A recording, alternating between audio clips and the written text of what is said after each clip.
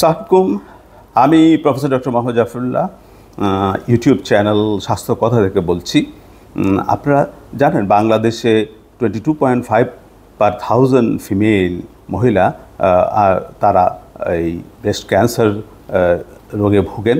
Breast cancer আমাদের দেশে এখন একটা খুবই কমন হয়ে গেছে, অনেকেই এটাতে ভুগছেন এবং এটার ট্রিটমেন্ট এবং যদি আর্লি ধরা পড়ে এবং খুব তাড়াতাড়ি ট্রিটমেন্ট করা যায় তাহলে এটা ভালো হয়ে যায় এবং সবাই একটা ভালো লাইফ লিড করতে পারেন। প্রতি বছর বলা হচ্ছে যে 13,000 রোগী আমাদের দেশে আক্রান্ত হন ব্রেস্ট ক্যান্সারে এবং এর মধ্যে 6,000 রোগী মারা যান। আসলে আর্লি ডায়াগনোসিস এবং আর্লি ট্রিটমেন্ট হচ্ছে ব্রেস্ট ক্যান্সারের মূল কথা। এবং আমরা ব্রেস্ট ক্যান্সার বলতে কি বুঝি? ব্রেস্ট ক্যান্সার একটা লাম্প বা চাকা এবং এটা বা এখানে ব্রেস্টের মধ্যে থিকেনিং হয়ে যাওয়া অর্থাৎ মোটা হয়ে যাওয়া এবং ব্রেস্টের সাইজ যদি চেঞ্জ হয়ে যায়, শেপ চেঞ্জ হয়ে যায়, অ্যাপিয়ারেন্সটা যদি চেঞ্জ হয়ে যায় এবং ডিম্পলিং হয় অর্থাৎ মাঝখানটা যদি ডেবে যায়, নিপেলে রেড লাল হয়ে যায় এবং স্কিন মানে চামড়ায় যদি চেঞ্জ হয়ে যায় এবং নিপল যদি চেঞ্জ হয়ে যায় এবং অ্যাপিয়ারেন্স অফ দ্য স্কিনের কালার যদি চেঞ্জ হয়ে যায় এবং অ্যারিওলা অর্থাৎ নিপলের চারিদিকে যে এরিয়াটাকে সেটাকে আমরা অ্যারিওলা বলি, সেটা যদি চেঞ্জ হয়ে যায়, এগুলোকে আমরা ব্রেস্ট ক্যান্সারের বলে আমরা ব্রেস্ট ক্যান্সারের সিমটম বলে ধরে নিতে পারি। তখন আমরা পরীক্ষা নিরীক্ষার দিকে চলে যাই এবং এই ব্রেস্ট ক্যান্সারের জন্য একটা জিন দায়ী, যে জিনটার মিউটেশন হয়, এটা হলো BRCA জিন।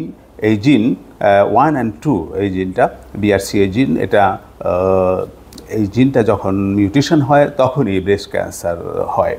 এবং ব্রেস্ট ক্যান্সারে এই চাকা বা লাম্প অনুভব করা ব্রেস্ট ক্যান্সারে অনেক সময় ব্যথাও করতে পারে এবং হালকা চাপ দিলে লাগলে ব্যথা অনুভব করা যায় এবং অনেক সময় দেখা যায় যে সেক্রেশন আছে ব্রেস্ট থেকে, লিকুইড সেক্রেশন আসে এবং নিপলের সাইজ চেঞ্জ হয়ে যায়, স্কিনটা আমরা বললাম একটু আগে এটা চেঞ্জ হয়ে যেতে পারে কালারটা এবং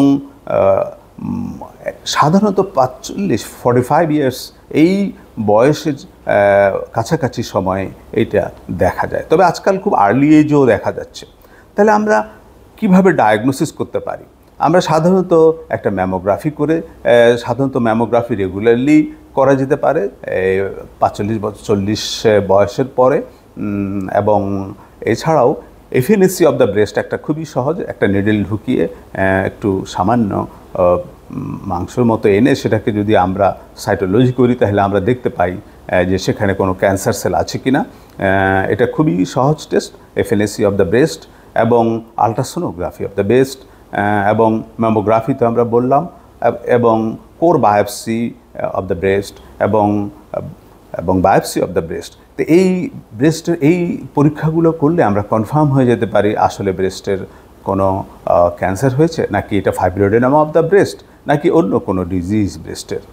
এবং যদি বয়স 35-এর বেশি হয় তাহলে আমরা অবশ্যই রেগুলারলি আমরা ম্যামোগ্রাফি করব এবং যদি ফ্যামিলির কেউ সাফার করে তাহলে জেনেটিক হিস্ট্রি যদি থাকে তাহলে অবশ্যই তাকে এই 35 বছর বা 30 বছরের পর থেকে রেগুলারলি ওনাকে এই ব্রেস্টের ম্যামোগ্রাফি করে চেকিংয়ে থাকতে হবে। এবং এটার 4টা স্টেজ থাকে, যদি আমরা প্রাইমারি স্টেজে ধরতে পারি তাহলে খুব ভালো। এবং যদি এটা টিউমার হয়ে যায় এবং 2 to 5 সেন্টিমিটার এরকম যদি হয় তাহলে আমরা এটাকে স্টেজ 2 বলি। আবার যদি এটা 5 সেন্টিমিটারের একটু বেশি হয়ে যায় তাহলে আমরা স্টেজ 3 বলি। অথবা এটা যদি কোনো জায়গায় ছড়িয়ে যায়, অ্যাক্সিলারি লিম্ফ নোডে ছড়িয়ে যেতে পারে অথবা ওটা উপরে লাংসে ছড়িয়ে যেতে পারে বা লিভারে ছড়িয়ে যেতে পারে, এরকম যদি অন্য কোনো জায়গায় এটা মেটাস্টেসিস বা ছড়িয়ে যায় তখন আমরা এটাকে স্টেজ 4 বলি। এবং অনেক সময় বোনেও চলে যায় এবং এই জাতীয় ছড়িয়ে যাওয়াকে আমরা স্টেজিং করি এবং তখন আমরা খুব অ্যাগ্রেসিভলি এদেরকে ট্রিটমেন্ট করতে চেষ্টা করি। এবং অর্গান, লিভার অন্য অন্য অর্গানে, লিভার বা লাংস এই সমস্ত জায়গায় যদি এটা ছড়িয়ে যায় এবং যদি হরমোন রিসেপ্টর আমরা যদি টেস্ট করে দেখি যেটা এস্ট্রোজেন সেন্সিটিভ বা প্রোজেস্টেরন সেন্সিটিভ কিনা, এটা আমরা যদি দেখতে পারি বায়োপসি করে, তাহলে এটা ট্রিটমেন্টের জন্য খুবই ভালো। এবং এর জন্য ব্রেস্ট ক্যান্সারের জন্য আমরা সাধারণত সার্জারি করে থাকে সার্জনরা, এবং ব্রেস্ট সার্জন আলাদা আছেন, তারা ব্রেস্ট সার্জারি করে থাকেন। তবে আগে টোটাল মাস্টেক্টমি করা হতো, কিন্তু আজকাল টোটাল মাস্টেক্টমি করা হয় না। এটা কনজারভেটিভ, অর্থাৎ যতটুকুর মধ্যে ক্যান্সার হয়েছে ততটুকুকেই তারা সার্জারি করে ফেলে দেন, এবং ওটার পরে তাকে রেডিওথেরাপি দেন বা কেমোথেরাপি দেন। প্রথমে কেমোথেরাপি দেন, এবং কেমোথেরাপির আগে 6টা সাইকেল দিত, এখন আজকাল 8টা সাইকেল দিচ্ছেন, এবং এরপরে তারা রেডিওথেরাপি দেন। এবং আমার মারও ব্রেস্ট ক্যান্সার হয়েছিল 18 বছর আগে, এবং সম্পূর্ণ সুস্থ আছেন। ওনার ব্রেস্ট সার্জারি হয়েছিল, তারপর ওনাকে কেমোথেরাপি দেওয়া হয়েছিল, এবং তারপর ওনাকে রেডিওথেরাপি দেওয়া হয়েছিল। উনি আল্লাহর রহমতে এখনও ভালো আছেন, সুস্থ আছেন। সুতরাং আর্লি ধরতে পারলে আমরা এটাকে খুব সুন্দরভাবে ট্রিটমেন্ট করে এটাকে একটা সুন্দর লাইফ, উনি কোয়ালিটি লাইফ লিড করতে পারেন। এতটুকুই আজকে এই পর্যন্ত।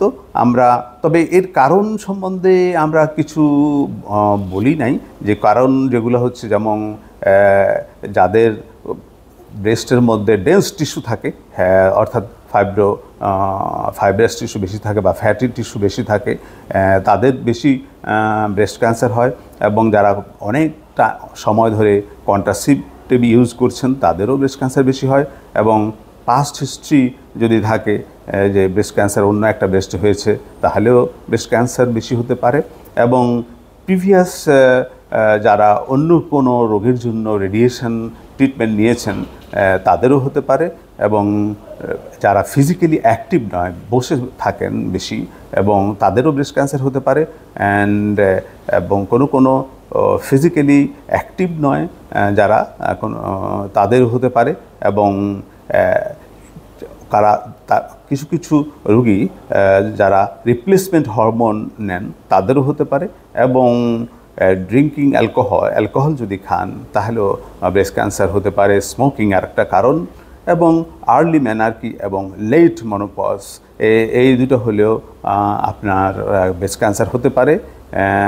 এবং এই কারণগুলো হচ্ছে ব্রেস্ট ক্যান্সারের অন্যতম কারণ। এবং আরেকটি কারণ হচ্ছে, যারা বাচ্চাদেরকে দুগ্ধ পান করান না, তাদেরও ব্রেস্ট ক্যান্সারের ঝুঁকি বেশি। সুতরাং আজকে এই পর্যন্তই। আপনারা ভালো থাকুন, সুস্থ থাকুন। ব্রেস্ট ক্যান্সারে যাতে কেউ আক্রান্ত না হন, নিজের ব্রেস্ট নিজেই সবসময় পরীক্ষা করবেন।